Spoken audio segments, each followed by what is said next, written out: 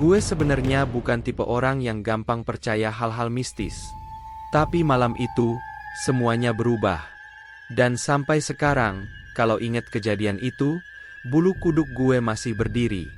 Jadi ceritanya, malam Jumat kemarin, gue diajak mancing sama Ucup, teman kampus gue. Lokasinya di kampung sebelah, ada empang yang katanya ikannya ganas-ganas, apalagi kalau malam. Gue yang waktu itu lagi suntuk karena kerjaan, langsung iyain. Hitung-hitung ngilangin stres lah. Kita berangkat abis Isya, bawa kopi, rokok, sama umpan. Perjalanan ke empangnya lumayan gelap. Cuma diterangin lampu motor doang. Jalannya lewat kebun bambu yang udah kayak lorong, kanan kiri rapet banget, dan suara tonggeret bikin suasana makin serem.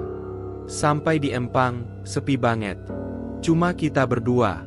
Tapi ya udah, kita cari posisi, pasang kail, terus duduk sambil nunggu ikan nyangkut. Awalnya biasa aja. Kita ngobrol, ketawa-tawa, bahas kerjaan sama mantan yang masih suka nge-like story. Tapi makin malam, suasana mulai berubah. Angin mulai dingin, dan gue ngerasa kayak ada yang ngeliatin dari seberang empang. Gue sempet noleh, tapi nggak ada apa-apa. Cuma pepohonan gelap. Tapi perasaan nggak enak itu terus nempel. Gue jadi makin sering nengok ke arah yang sama, kayak ada yang manggil, padahal nggak ada suara. Tiba-tiba, Ucup nyolek gue. Suaranya pelan banget, nyaris kayak bisikan. "Kap, itu apaan di ujung sana?" Gue ikut nengok. Dan, sial. Di ujung empang, dekat pohon pisang, ada sosok putih berdiri. Tinggi, kaku, kayak dibungkus kain. Mukanya samar, tapi gue bisa lihat matanya. Kosong, ngeliat ke arah kita. Gue nggak bisa ngomong apa-apa. Mulut gue keluh. Napas gue berat. Dan parahnya, itu sosok mulai gerak. Loncat. Gue sama Ucup diam 1000 bahasa. Bayangin aja, lo lagi mancing, santai, tiba-tiba ada pocong loncat-loncat dari ujung empang menuju lo. Gue sempet mikir, ini ngigau? Halusinasi?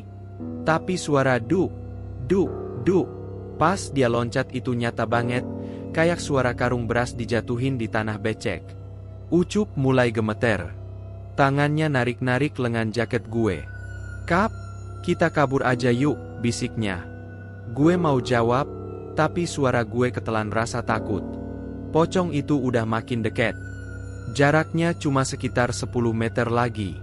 Tapi anehnya, loncatannya pelan, kayak sengaja nahan biar kita ngeliat jelas sosoknya.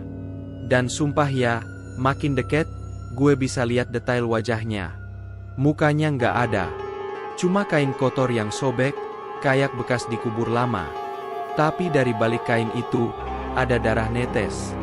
Netes bro. Tangan gue refleks langsung narik joran, masukin ke tas, tapi joran Ucup jatuh ke air. Dia mau ngambil, tapi tiba-tiba suara pocong itu kedengeran. "Jangan pulang dulu." Suara berat, tapi bukan kayak orang marah. Lebih kayak bisikan yang masuk langsung ke tulang belakang lo. Gue langsung teriak, "Cup, lari!"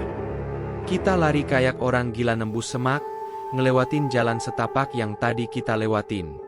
Gue sempet kepleset kena akar pohon, lutut gue lecet, tapi gue nggak peduli. Yang penting keluar dari area empang itu. Sampai di motor, gue baru sadar, kunci motor gue hilang. Gue panik. Ngerogoh tas, kantong jaket, celana, semuanya kosong. Ucup juga panik, dia ikut nyari sambil ngumpat, "Anjrit Kap, jangan bilang kuncinya jatuh di empang." Dan pas kita lagi nyari, suara loncatan itu kedengeran lagi, makin deket. "Duk, duk, duk."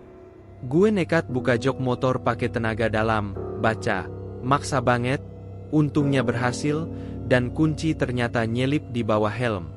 Tanpa babi bu, gue langsung starter motor, gas sekenceng-kencengnya keluar dari kebun bambu itu, ngebelah malam sambil dada masih deg-degan kayak abis dikejar setan. Ya emang beneran sih. Sampai rumah, gue langsung ngunci pintu kamar, nggak bisa tidur semalaman. Rasanya masih kebayang-bayang, muka kosong itu, dan suara "jangan pulang dulu" yang masih nyangkut di kuping gue. Besoknya, Ucup chat gue. "Kap, lo tau gak? Di empang itu, katanya dulu ada orang yang bunuh diri. Lompat ke air, pas malam Jumat." Gue cuma bales, "Jangan pernah ajak gue mancing malam lagi, Kap. Gak bakal gue mau. Sumpah."